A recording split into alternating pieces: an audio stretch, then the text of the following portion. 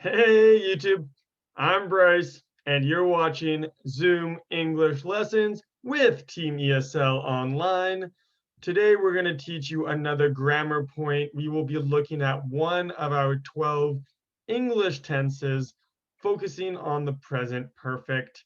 We'll be looking at 6 different things, including creating positive statements, creating negative statements. We'll be looking at yes and no questions, other questions, irregular verbs, and when to use the present perfect. So come on, guys, let's get started. We'll be looking at positive statements. Here we go. So how do we create a positive statement in the present perfect? Well, it's simple enough. All you need is your subject, have or has, and the past participle of a verb. So when I say subject, I mean I, you, he, she, it, we, or they. And then we can also use have or has. As you can see, if the subject is he, she, or it, use has, not have. Then we need our past participle. So what is the past participle of a verb? It is the base form of the verb plus ed at the end. So finish plus ed equals finished. So here are some completed positive statements using the present perfect. I have finished, you have finished, he has finished, she has finished, it has finished, we have finished, they have finished. Some other examples with different verbs with different past participles. I have studied, you have carried, we have traveled, and they have passed. So this is our present perfect positive statement example. Just remember you need the subject plus have or has plus the past participle of the verb. Up next, we're going to be looking at negative statements. Super simple to make a negative statement if you already know how to make a positive statement using the present perfect. So in order to make a negative statement, you want to use the subject plus have plus not plus the past participle.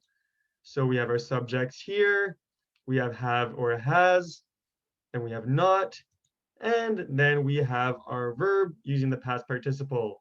I have not studied, you have not studied, she has not studied, we have not studied, you have not studied. A few other examples include you have not traveled, we have not cooked, and so on. So if you want to create a statement using the present perfect in the negative form, just remember to use your subject plus have plus not plus the past participle of a verb. And next up, we're going to be looking at yes and no questions. Also fairly simple if you follow this formula. Here we want to use have or has plus the subject plus the past participle. So we have or has, we have our subjects, then we have our past participles. Have I finished? Have you finished? Has he or she finished? Have we finished? Have they finished? We can also add to this to make a longer statement. Have you finished your homework? Have we finished the test? Have they finished their homework? So just to make it longer, you can add on to the end of the sentence here, but we're not going to practice that right now. Here are some other examples. Have I studied? Have we studied? Have they studied? Have I failed? Have you failed? Has she failed? And here are some responses to yes or no questions using the present perfect. You can say, no, you have not. No, I have not. Yes, I have. Yes, you have. Yes, he or she has. No, he or she has not. Yes, we have. No, we have not. Yes, they have. And finally, no, they have not. So if you're forming yes or no questions using the present perfect, just remember have or has plus the subject plus the past participle. So word order matters here when forming the questions. Now that we've looked at yes and no questions, let's look finally at other styles of questions using question words. So we have a question word plus have or has plus the subject plus the past participle.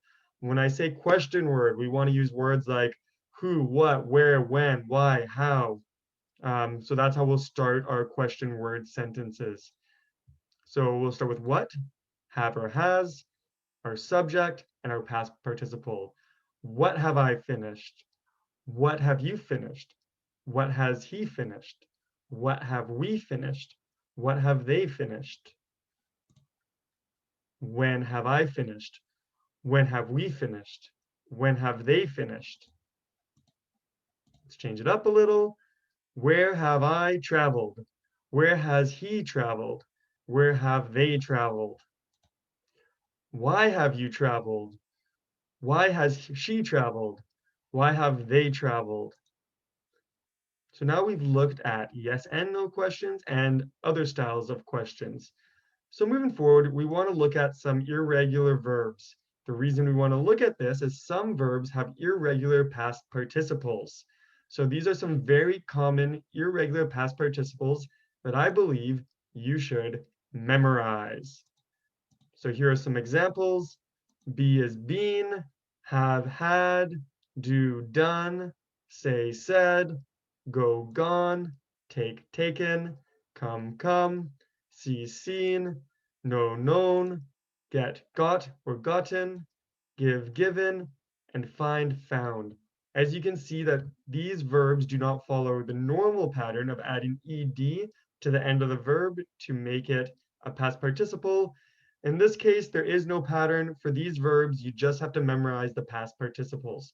So yeah, this is something I recommend memorizing these past participles of these irregular verbs so you can use them for present perfect statements. And finally, the sixth thing we want to talk about today is when to use the present perfect. So this can be complicated for some students, so we'll just go over it briefly right now, but we use the present perfect to talk about things that happened in the past. But we don't know or care exactly when it happened in the past. For example, I have finished my homework. So you're talking about something that's finished. It is finished now, but you don't know when it was started based on this statement. So if you look at this graph, right now, we're talking about how homework is now completed. You finished that homework in the past, and you don't know in the past when you started it. So you both completed and started your homework in the past, and you were talking about the completion right now. So when do you use the present perfect? To talk about things that happened in the past. So things that started and finished in the past, and you're talking about it right now. I have finished my homework. When did I finish? Who knows? All right, guys, that is the present perfect. I hope you learned something today. In order to practice the present perfect, please write in the comments one positive statement. To make a positive statement using the present perfect, of course, use the subject plus have plus the past participle of the verb. Write one negative statement. To make a negative statement, use the subject plus have or has plus not plus the past participle of the verb.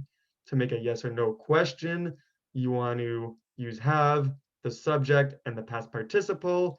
And finally, write one other question. In order to do this, use a question word plus have or has plus the subject plus the past participle of a verb.